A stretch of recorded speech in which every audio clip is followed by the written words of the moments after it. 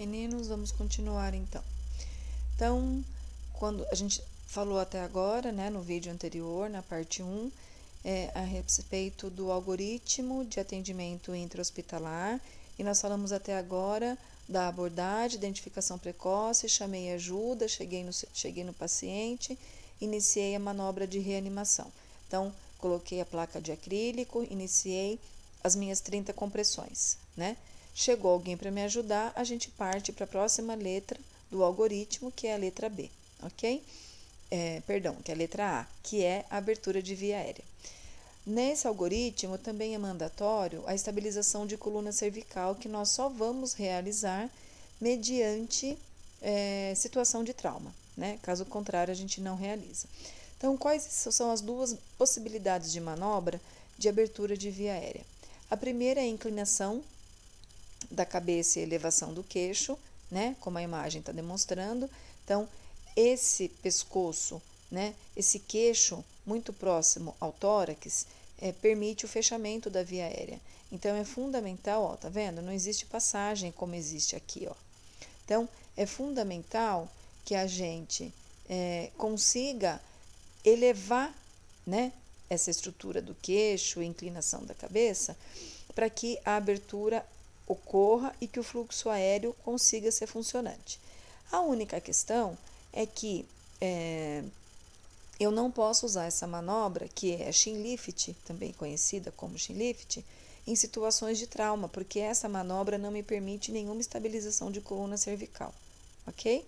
Então, eu coloco uma mão na testa, a outra no queixo e faço esse movimento de elevação. Outra possibilidade, e permito, né, o fluxo aéreo aqui. A outra possibilidade é a manobra de tração da mandíbula, que é a John Trust. Essa manobra, ela permite a estabilização da coluna cervical. Porque neste momento que, se meu paciente for vítima de trauma, eu já envolvo o pescoço dele com o colar cervical, ok? Mas que nós não vamos discutir aqui. Então, esse meu paciente, a gente está numa emergência intra-hospitalar sem iminência de trauma. Então, a gente faz a abertura de via aérea. E nesse momento, a gente vai observar se meu paciente, depois da abertura, consegue realizar, né? Você consegue perceber sinal de frequência respiratória. Então, eu me aproximo do nariz e da boca desse paciente, olho para o tórax para ver se meu paciente tem movimento de ins e de expiração, ok? Na ausência desse movimento, se meu paciente estiver respirando, mas mesmo com dificuldade, você pode fazer uma oferta de oxigênio para ele com máscara de oxigênio e reservatório reinalante, certo? Então, quanto mais reservatório eu tenho nesse contexto de oferta, eu consigo proporcionar para o meu paciente um envio de uma concentração de oxigênio maior, tá bom? Então, eu vou reposicionar meu paciente e ofertar oxigênio. Se meu paciente estiver em apneia ou numa bradipneia, eu vou iniciar então a ventilação com o dispositivo bolsa, válvula, máscara. Bolsa, válvula, máscara, com reservatório de O2. Então, esse chicote é conectado essa estrutura aqui e este aqui no fluxômetro de oxigênio que vem da minha rede, ok? Ou do meu torpedo, né? Se eu estiver no local que eu não tenha rede de oxigênio. Essa estrutura eu conecto aqui, então o oxigênio que vem da rede se concentra no reservatório e quando eu faço a compressão da bolsa, eu envio para o meu paciente uma concentração maior de oxigênio. A máscara é importante que seja transparente e que tenha mecanismo de fixação melhor, como essa estrutura siliconada, para que não tenha escape de ar, ok? Então, nós temos aqui a posição correta, né? Então, ó, a via aérea já está aberta, né? 3 dedos da minha mão, né? Eu fixo a máscara no mento do paciente e 2 dedos, indicador e dedão eu fixo a máscara em si, né? Então, nós costumamos dizer que eu coloco letra C em cima da máscara e letra E acoplando a máscara ao meu paciente, né? E com a outra mão eu vou fazer um movimento de ventilação fazendo a compressão do umbu, ok? Então, na iminência de um segundo profissional comigo no cenário da parada, eu estou fazendo a compressão e o segundo está fazendo esse movimento de ventilação. Então, o ciclo compreende 30 compressões para 2 ventilações. E este ciclo nós realizamos por 2 minutos. Este ciclo de 2 minutos eu realizo numa velocidade que me permita fazer pelo menos 5 compressões para 2 ventilações durante esses 2 minutos. O ideal é que nós façamos mais, mas se nós realizarmos 5 em 2 minutos, 5 para 1 para 2, né? 30 para 2, 30 para 2, 30 para 2, 30 para 2, 30 para 2, pelo menos 5 vezes esse sistema começou a ser efetivo. Mas nós precisamos lapidar em treinamentos a nossa equipe para isso aumentar. O ideal é de 6 a 7, ok? Muito bem. Realizamos, então, a ventilação desta maneira. E aí, quando nós estivermos com 2 profissionais, né, só para dar amparo na ventilação, o ideal é que os 2 façam a fixação da máscara, certo? E o segundo faça a compressão do bambu, ok? Até que seja permitida a realização do estabelecimento de uma via aérea efetiva, que é quando é feita a introdução de um tubo orotraqueal na traqueia do nosso paciente, para que exista uma conexão do meio externo com o meio interno, pulmão, né, por meio de um ventilador mecânico, certo? Então, convido a vocês, né, a conhecerem os instrumentos. Então, nós temos aqui o laringoscópio, né? Então, aqui nós temos o laringo infantil, o laringo adulto, né? Percebam a diferença do tamanho do cabo, e isso é fundamental porque o peso é muito diferente, né? Um cabo, nada impede que eu introduza esta lâmina num cabo adulto, mas não vai existir tanta leveza que a intubação de uma criança exige.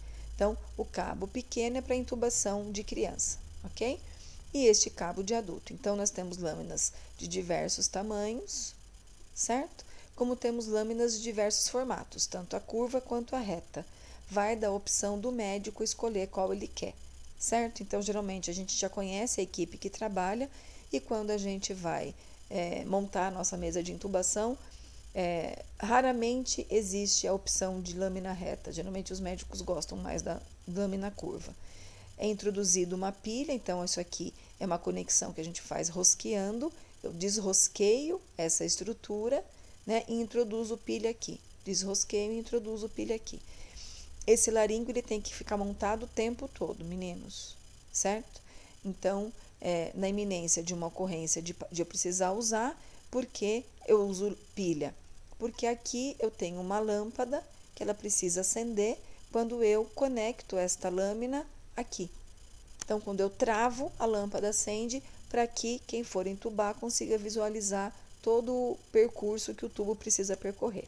E o tubo é esse, né? Então, esse é um tubo orotraqueal, este é o cuff, que é insuflado por meio desse dispositivo para que este tubo fique fixo na traqueia do meu paciente, ok?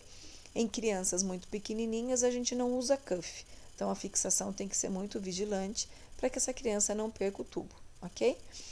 Este tubo, uma vez na traqueia do meu paciente, ele precisa ter uma quantidade adequada aqui do preenchimento desse cuff para não promover lesão na traqueia do meu paciente. Quando o nosso paciente evolui para intubação, é previsto aí um tempo máximo de intubação desse paciente de 7 a 10 dias, certo? Por quê? Porque este cuff, em contato com a traqueia, ele é um ótimo dispositivo para causar lesão por pressão, certo? Então, uma vez que esse paciente precisa ficar um tempo prolongado mais de intubação, né, acima de 7 a 10 dias, já é organizado uma traqueostomia eletiva. Então, se estabelece uma abertura na traqueia. Por quê, meninos? Porque um paciente muito tempo com este tubo, além do cuff ser um ótimo predisponente para LPP de traqueia, existe um complicador que chama estenose de traqueia. A traqueia, para o mecanismo fisiológico, vai se adaptando à permanência desse tubo e vai fechando.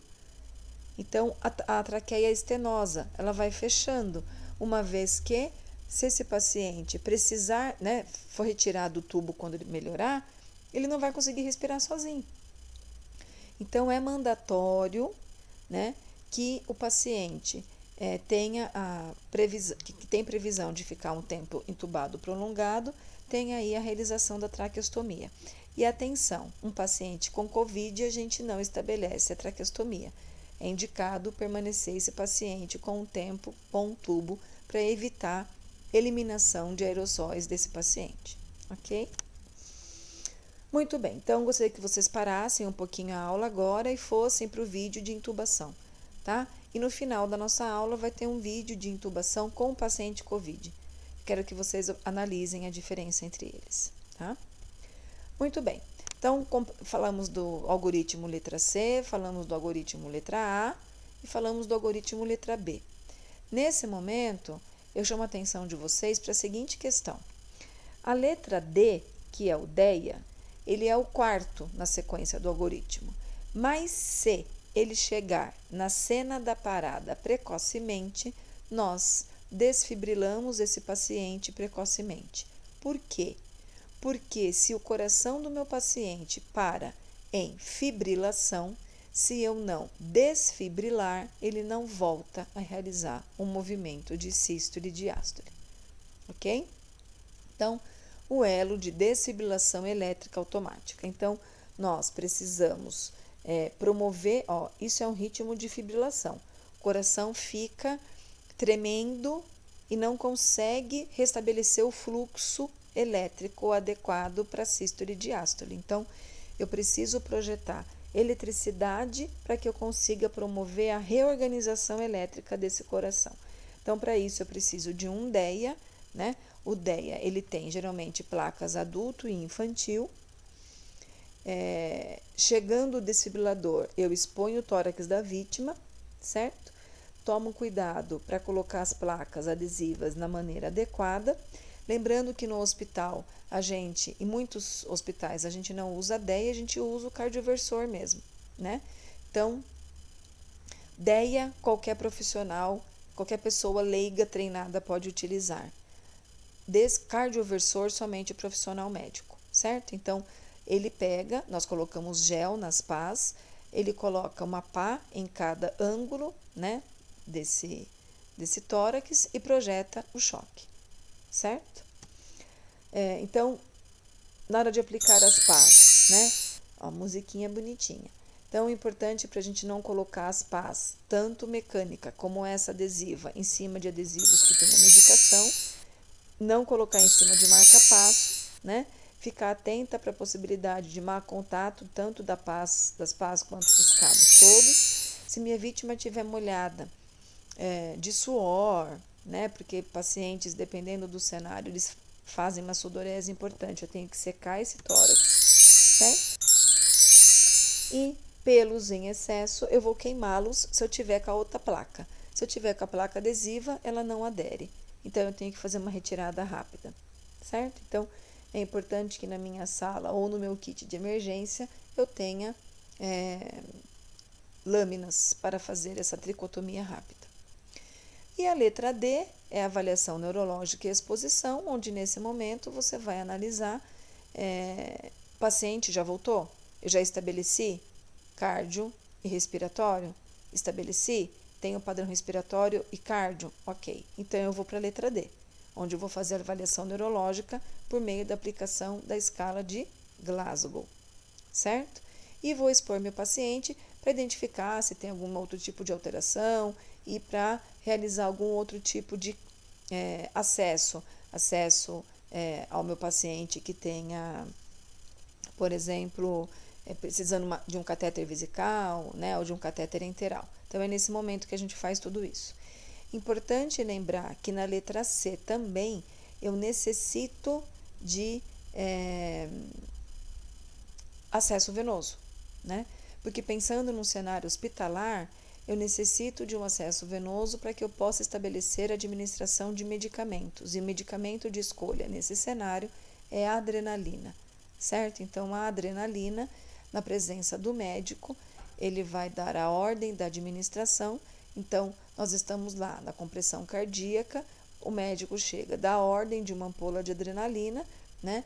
Nós continuamos a compressão e nós não podemos administrar uma outra ampola de adrenalina com um tempo menor de que 3 minutos, ok? Então, é importante que alguém nesse cenário todo esteja controlando o tempo entre uma adrenalina e outra, para que a gente não possa administrar a adrenalina com um tempo inferior do que o protocolo indica, certo? Muito bem. Então, nós partimos agora para o atendimento intra-hospitalar. Então, extra-hospitalar, perdão. Então, no atendimento extra-hospitalar, enrolei a língua, que vocês vão ter mais amplamente no ano que vem, a PH, né, semestre que vem, mas é importante a gente discutir a diferença desses dois contextos, né? Então, quando a gente fala de reconhecimento do acionamento de urgência e emergência, estou com o meu paciente, estou com a minha vítima lá na rua, lá na casa, lá no serviço, né, na empresa. E aí, a primeira coisa que eu preciso fazer é chamar o serviço médico de emergência com o objetivo de pedir que alguém venha ajudar, porque pensando que nesse contexto todo mundo é leigo, né? Então, nós ligamos para 192, 193, como nós já discutimos no começo do semestre, o sistema hoje ele é unificado, né? Tanto do SAMU quanto dos bombeiros. Então, a gente liga para o 192, 193, que o atendimento é unificado, certo? E aí, o regulador vai identificar qual tipo de viatura vai sair para esse tipo de ocorrência, ok? Na sequência, nós iniciamos a RCP imediatamente, né? Então, minha vítima, eu preciso colocá-la ela numa superfície de proteção, geralmente é o chão, né? E eu vou iniciar a manobra. Isso não muda. A única diferença é que se eu estou num ambiente extra-hospitalar, eu preciso considerar o quê? Eu preciso considerar a iminência de um trauma, né? Então, qual que é o fluxo? Eu tenho o primeiro elo, que eu chamei ajuda, né? Eu tenho o segundo, então avaliei se o paciente me responde. Meu paciente não respondeu, bora chamar ajuda, né? Se eu tiver conhecimento, eu posso aplicar o mesmo mecanismo de estimulador, ok? E aí, eu sigo esse algoritmo, A, B, C, D e E, certo? Então, eu vou seguir o algoritmo de abertura de via aérea, priorizando a proteção de coluna cervical, porque eu preciso contar com a possibilidade, se eu não tenho conhecimento do que aconteceu com esse paciente, que ele teve possivelmente um trauma, ok? Então, eu estabilizo a coluna, coloco o colar cervical, promovo a ventilação e aí eu sigo o fluxo, tá? Então, encontrei o paciente caído. Eu não sei se ele bateu a cabeça ou não. Então, eu chamo ajuda, né? E estabeleço a abertura de via aérea, ok? Com estabilização da coluna cervical. Esta técnica eu não posso utilizar, porque eu não sei se o paciente é vítima de trauma.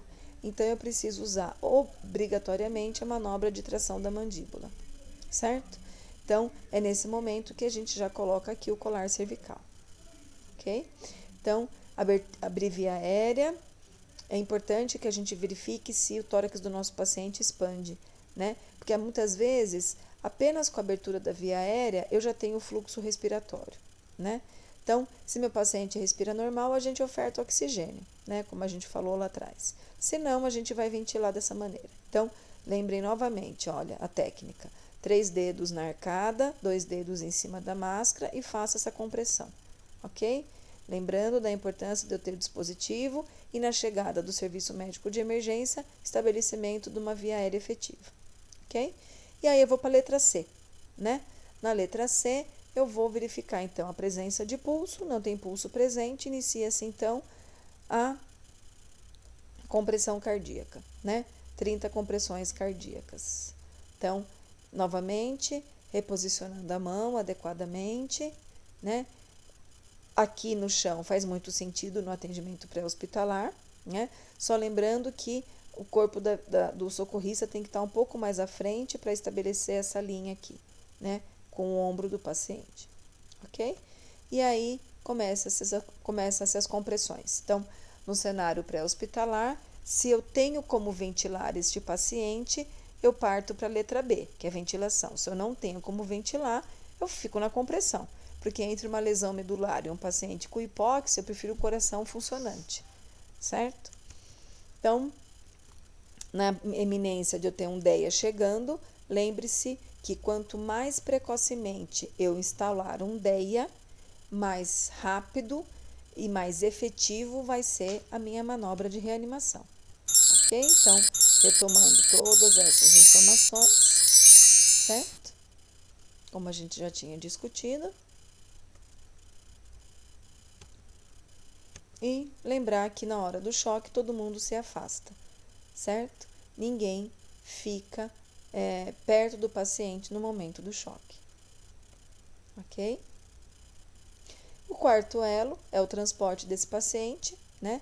Chegou o transporte, então todo mundo, o paciente vai ser encaminhado para o hospital com a ambulância que nós acionamos lá no primeiro elo. Então, a importância de acionar, porque se a gente não aciona, a ambulância não chega, certo? E como quinto elo é o atendimento intra-hospitalar pela equipe multiprofissional. Então, a importância dos acionamentos todos para que a gente possa ter o atendimento de maneira efetiva, né?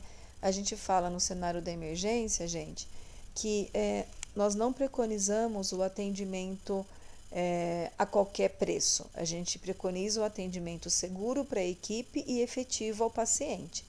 Então, isso tem que estar muito claro, né? Eu necessito dar um atendimento que eu consiga restabelecer função vital no meu paciente, mas também protegendo a minha equipe, né?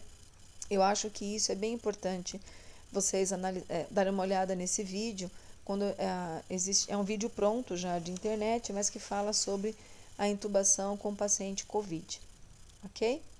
Então, aqui estão as referências, eu vou compartilhar com vocês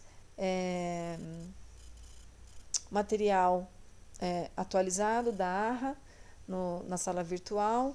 Vou verificar se eu acho algum vídeo bacana também de manobra de compressão cardíaca para compartilhar com vocês.